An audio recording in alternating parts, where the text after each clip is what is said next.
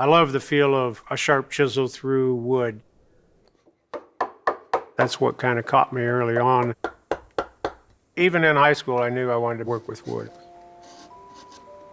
Carousels was never in a thought, oddly.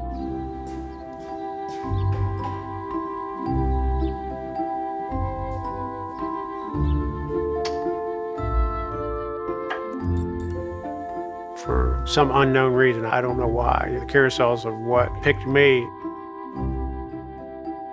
Every carousel has its own personality.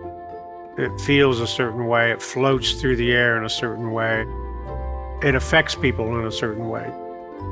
The decorative carvings, the mechanics of the machine, the gears, the motors, you smell the oils and the grease, the dirt and all that kind of stuff.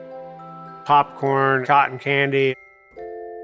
You're hearing the band organ, the lights and the glitz, and then the people. They see their favorite animal or their favorite color, takes them back to a time period that was simpler in their life. When you put all that together, that makes a carousel a carousel. The craftsmanship brings us to that.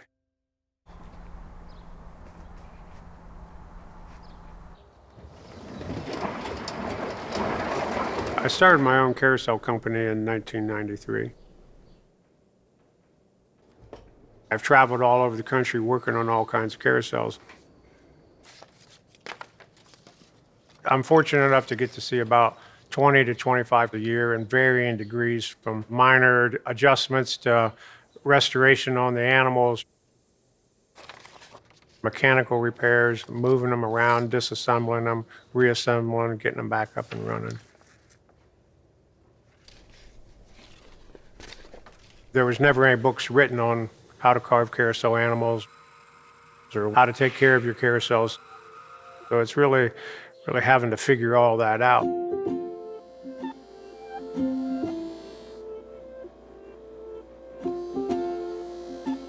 Carousels in the United States started in the mid-1860s with an imported carousel from Germany. And from that one carousel, everybody started producing carousels. The golden era was the 1920s, when it was kind of at its glory. From the late 1860s till the late 1920s, there was estimated to be a little over 5,000 to 6,000 carousels in the United States. Of those original carousels, we're down to about 150.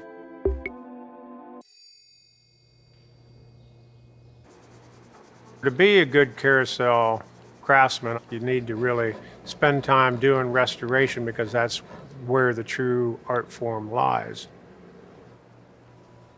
The gears and cranks that make all this stuff go up and down and round and round, that's kind of all hidden by the facades and the figures.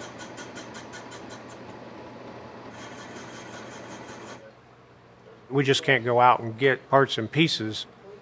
So that's where we look at restoration of not just the animals, we look at the restoration of the mechanics as a very important element.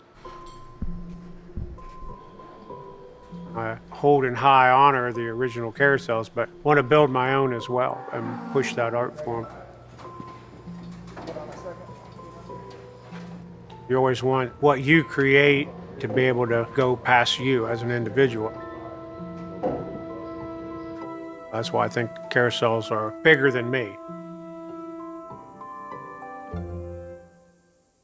Where it kind of blends out into here, to get this right. My dad, he really is the person that a lot of carousels call when they're having problems.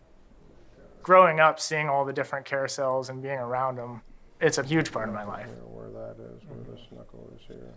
My dad's built the company for the last 30 years and been doing all the work to keep, I don't even know how many carousels running at this point.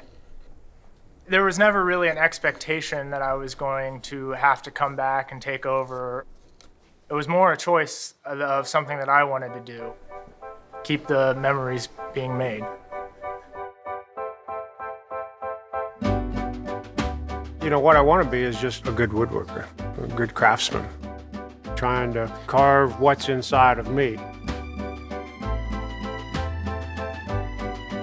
took me a long time to realize that when I looked around after all the years I had already been in it, that I guess I'm a carousel person. It's not a stepping stone or a building block. It's where I was supposed to be.